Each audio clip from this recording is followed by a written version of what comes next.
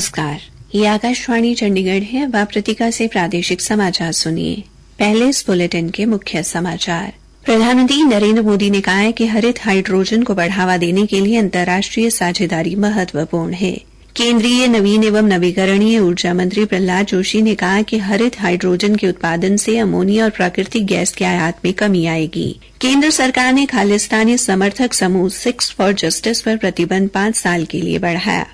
आम आदमी पार्टी ने हरियाणा विधानसभा चुनाव के लिए 21 उम्मीदवारों की चौथी सूची जारी की और हरियाणा में आज पूर्व मुख्यमंत्री भूपेंद्र सिंह हुड्डा, सांसद रणदीप सुरजेवाला, पूर्व गृह मंत्री अनिल विज और वित्त मंत्री जेपी दलाल सहित विभिन्न राजनीतिक दलों के प्रत्याशियों ने नामांकन पत्र दाखिल किए। अब समाचार विस्तार से। प्रधानमंत्री नरेंद्र मोदी ने कहा है कि जलवायु परिवर्तन और ऊर्जा परिवर्तन वैश्विक चिंताएं हैं और हरित हाइड्रोजन को बढ़ावा देने के लिए अंतर्राष्ट्रीय साझेदारी महत्वपूर्ण है। ग्रीन हाइड्रोजन पर अंतर्राष्ट्रीय सम्मेलन को वर्चुअल माध्यम से संबोधित करते हुए प्रधानमंत्री ने इस बात पर प्रकाश डाला कि सहयोग से उत्पादन बढ़ाने, लागत कम करने और बुनियादी ढांचे के निर्माण में तेजी से प्रगति की जा सकती है। उन्होंने कहा कि यह महसूस किया जा रहा है कि जलवायु परिवर्तन केवल भविष्य का मामला नहीं है, बल्कि इसका प्रभाव इस समय भी देखा जा रहा है। श्री मोदी ने कहा कि नवीकरणीय ऊर्जा और स्थिरता वैश्विक नीति के निर्माण के लिए हो रही विचार विमर्श का केंद्र बन गए हैं। प्रधानमंत्री ने इस बात पर प्रकाश डाला कि भारत एक स्वच्छ और हरित धरती बनाने के लिए प्रतिबद्ध है। उन्होंने कहा कि हरित ऊर्जा पर अपनी पेरिस प्रतिबद्धताओं को पूरा करने वाले G20 देशों में भारत पहला है। उन्होंने बताया कि ये प्रतिबद्धताएं 2030 के लक्ष्य से 9 साल पहले ही पूरी कर ली गई। इस अवसर पर केंद्रीय नवीन एवं नवीकरणीय ऊर्जा मंत्री प्रहलाद जोशी ने कहा कि हरित हाइड्रोजन का उत्पादन देश को ऊर्जा क्षेत्र में आत्मनिर्भर बनाने के लिए आवश्यक है। उन्होंने कहा कि हरित हाइड्रोजन के उत्पादन से अमोनिया और प्राकृतिक गैस के आयात में कमी आएगी और वर्ष 2030 तक कार्बन उत्सर्जन 2.5 करोड़ टन तक कम होगा। श्री जोशी ने कहा कि इससे लगभग 8 लाख करोड़ रुपए तक का निवेश होने की संभावना है। उन्होंने कहा कि इससे लगभग 6 लाख नौकरियां सृजित होंगी। केंद्र सरकार ने खालिस्तानी समर्थक समूह सिक्स फॉर जस्टिस पर प्रतिबंध अगले 5 साल के लिए बढ़ा दिया है। यह प्रतिबंध गैर कानूनी गतिविधियां रोकथाम अधिनियम के तहत लगाया गया है। सरकारी अधिसूचना के अनुसार संगठन ऐसी गतिविधियों में लिप्त रहा है जो देश की अखंडता और सुरक्षा के लिए खतरा है। केंद्र ने 2019 में संगठन पर प्रतिबंध लगा दिया था।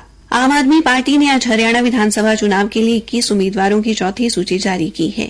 पार्टी ने अंबाला छावनी से राजकौर गिल, यमुनानगर से ललित त्यागी, लाडवा से जोगा सिंह, कैथर से सतबीर गोयत, करनाल से सुनील बिंदल और पानीपत ग्रामीण से सुखबीर मलिक को अपना प्रत्याशी बनाया है।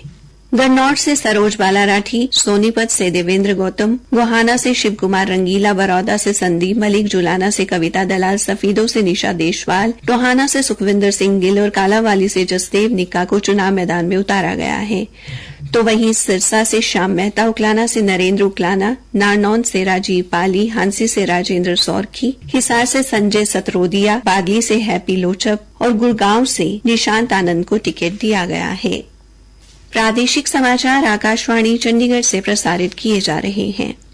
हरियाणा में आज नामांकन दाखिल करने के छठे दिन पूर्व मुख्यमंत्री भूपेंद्र सिंह हुड्डा, विनेश फोगाट, वित्त मंत्री जेपी दलाल सहित विभिन्न राजनीतिक दलों के उम्मीदवारों ने अपने नामांकन पत्र दाखिल किए। भूपेंद्र सिंह हुड्डा ने गढ़ी सांपला किलोई हलके से कांग्रेस उम्मीदवार के तौर पर नामांकन पत्र दाखिल किया।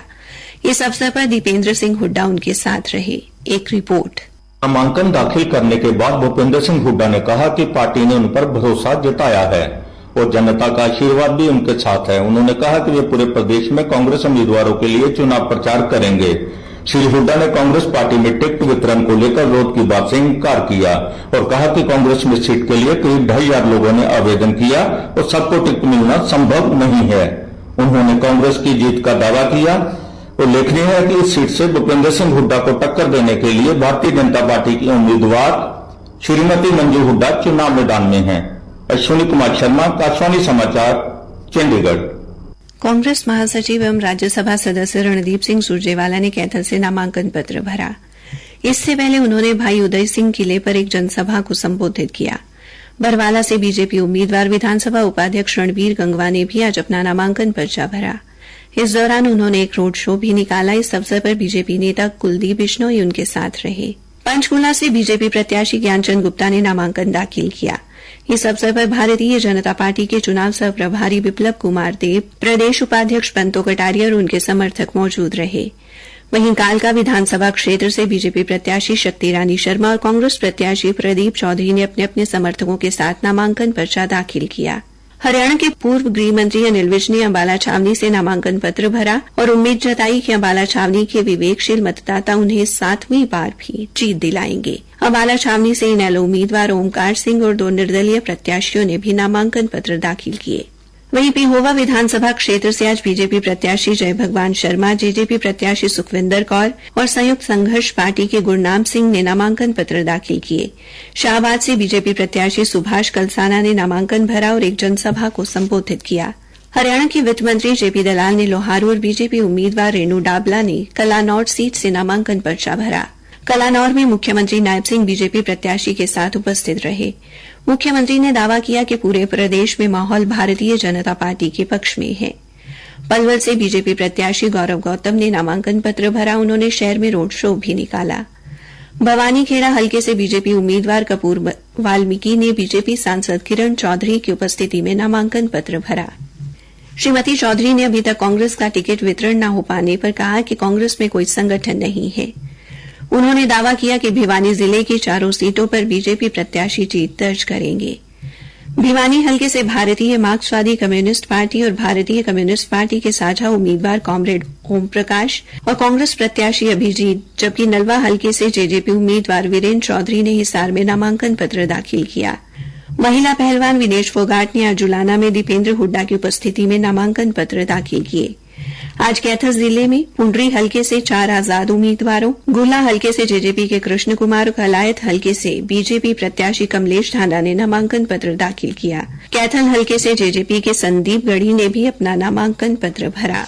रोहतक विधानसभा क्षेत्र से आम आदमी पार्टी के उम्मीदवार ब्रिजेंद्र हुड्डा, चरखी दादरी से 3 और बाढ़ा विधानसभा क्षेत्र से 2 निर्दलीय उम्मीदवारों ने नामांकन पत्र दाखिल किए।